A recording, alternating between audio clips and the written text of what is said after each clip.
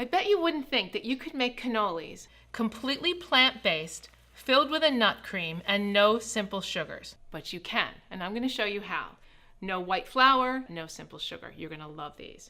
Okay, you begin the process by mixing whole wheat pastry flour with coconut sugar, a little salt, and you kind of mix it together. I don't whisk or sift, I just mix.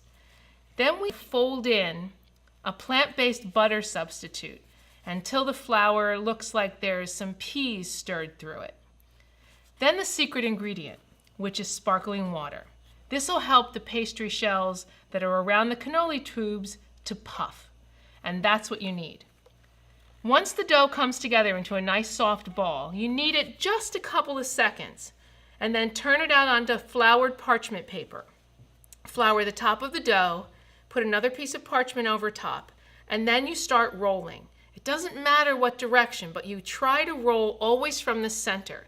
This helps to ensure that your dough is evenly thick so that you have a nice thin dough. Some people like to run their cannoli dough through a pasta machine, but if you have a rolling pin and good strong arms, you can get it the right thinness.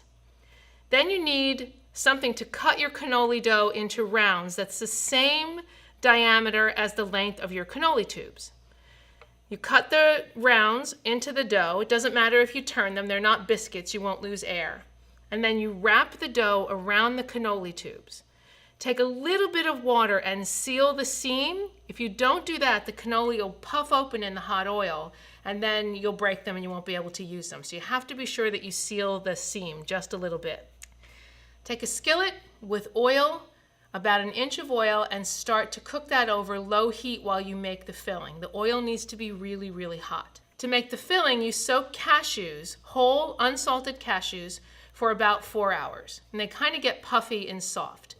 Transfer them without their soaking water into a food processor, and then add a 1/4 cup of your plant-based butter substitute, coconut sugar, a little lemon juice, and vanilla extract.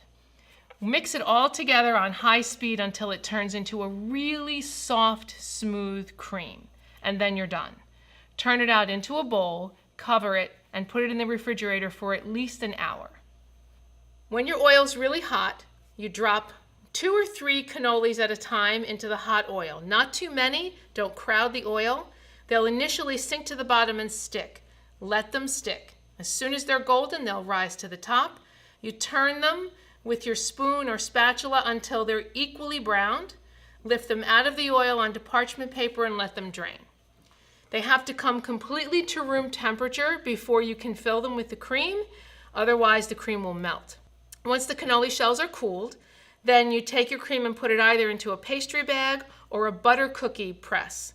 And you simply shoot the cream into the tube, dip the ends of the cannoli into chopped dark chocolate, and you've created the easiest, most elegant plant-based cannoli.